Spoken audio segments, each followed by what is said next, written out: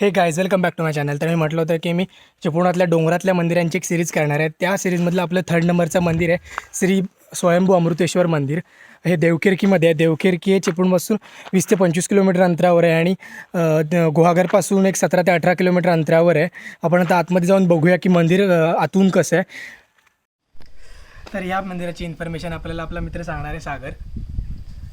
तर माझं नाव सागर आणि आत आहे ती आत घुमट आहे, म्हणजे छोटं मंदिर आहे. त्यात शंकराची मूर्ती आहे, एक दुर्गेची मूर्ती आहे, एक गणपतीची मूर्ती आहे आणि बाहेर आपल्या एका बाजूला अंबाबाईची मूर्ती आहे, नंतर मानाईची, मारुतीची, त्याकडे आपल्या उजव्या बाजूला की अंबाबाईची नाही मानाईची हां आणि एक छोटी मारुतीची मूर्ती.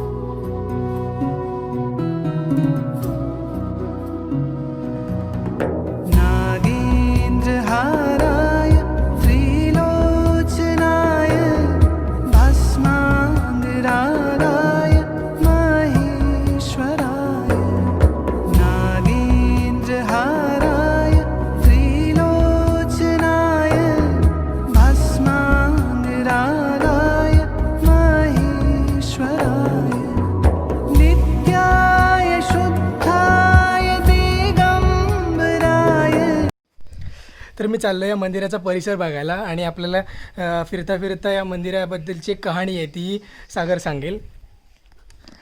सागर, मला सांग एक मंदिराची जी कहाणी आहे, तू मगाशी आम्हाला जी बोललास ती कहाणी मला सांग. यापूर्वी पहिलं इथे एक म्हणजे काय मंदिर काही नव्हतं. तेव्हा फक्त इथे जमीन होती. तेव्हा एक शेतकरी असायचा, असं आम्हाला आमचे पूर्वज म्हणजे आता आजोबा आई वडील असे सांगतात की ते पहिलं एक म्हणजे काहीच नव्हतं. पहिले एक गाय होती एक शेतकऱ्याची, ती इथे येऊन दूध सारखी द्यायची आणि घरात दूध द्यायची नाही. तेव्हा शेतकऱ्याला सुद्धा संशय आला. तेव्हा इथे दूध देते असं त्यांनी लक्ष ठेवून पाहिलं. तेव्हा त्याला समजलं की ते काहीतरी आहे. मग त्यांनी खोदकाम केलं. तेव्हा इथे शिवाची पिंडी बनली. तेव्हा पहिली एक छोटीशी हे होतं मंदिर स्थापन केलं. नंतर या गावातल्या म्हणजे पहिले पूर्वजांनी मग आमच्या इथे मोठं मंदिर स्थापन केलं. ओके, म्हणजे आधी एक साधं मंदिर होतं, त्याच्यानंतर 2018ला मोठं मंदिर बांधण्यात आलं का? नाही, त्याच्या आधी म्हणजे हे 3रं मंदिर झालं.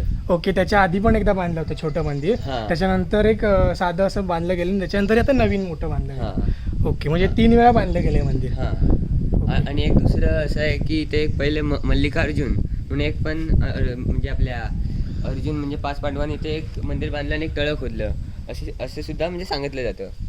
आणि ही विहीर सुद्धा खूप हे आहे, म्हणजे काय म्हणतात, ती खूप जुनी आहे. हां, खूप जुनी विहीर आहे, पण आता त्याला सुद्धा प्लास्टर करून व्यवस्थित पक्की केलेली आहे. ओके, आणि ते सण कोणते कोणते होतात इथे? आपली महाशिवरात्री हे सगळ्यात मोठा सण आहे इथलं.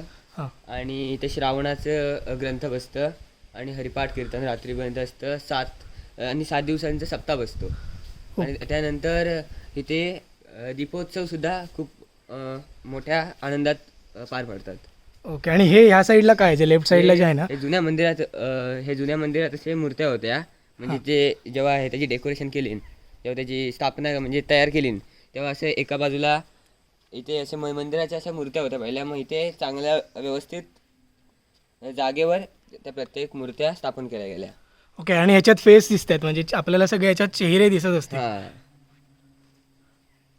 वन साईड बघितलं ना की आपल्याला कळेल की इकडे चेहरे आहेत.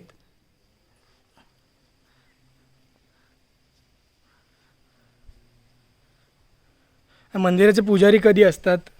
हे सकाळी 6 ते 8-9 वाजेपर्यंत असतात आणि रात्री संध्याकाळी पूजा विजेला येतात. सकाळी पूजेला आणि रात्री संध्याकाळी पूजेला. ओके, त्याच्यानंतर हे मंदिर बंदच असतं की आता लॉकडाऊनमुळे बंद ठेवले? लॉकडाऊनमुळे बंद आहे. आता इथे गावकरी येऊन इथे असतात आणि आता एक दिवा अखंड तेवत असतो. तर अशी होती या मंदिराची कहाणी. तर आपण आत्ता आलेलो आहे मानाई देवीच्या मंदिरात आणि या मंदिराची आपल्याला थोडीफार इन्फॉर्मेशन सागर सांगेल. या मंदिराला मानाई केदार मंदिर असे म्हणतात. या मंदिराला सुद्धा खूप वर्ष झाली त्याची पुनर्बांधणी करून. पण आता सुद्धा ग्रामस्थांमध्ये चाललं आहे की याची पुन्हा पुनर्बांधणी करणार आहेत. हे पहिले जी मूर्ती आहे तिला मानाई केदार म्हणतात आणि बाकीसुद्धा मूर्त्यांना मानाई केदार असंच संबोधलं जातं. ही मध्ये देवी आहे ती कोणती आहे? मानाई देवी. मंदिरातून बाहेर आल्यावर आपल्याला एक समोरच हनुमानाचं मंदिर दिसेल. हे जे समोर दिसतंय ते हनुमानाचं मंदिर आहे. तर असं होतं स्वयंभू अमृतेश्वराचं मंदिर. तर हा व्हिडिओ आवडला असेल लाईक करा आणि या व्हिडिओच्या शेवटी मी या इथले फोटोज अपलोड करते, सो तेही आवडले ते लाईक करा आणि असेच नवनवीन मंदिरांचे व्हिडिओज घेऊन येत राहीन. तोपर्यंत बाय बाय, टेक केअर, नमस्कार.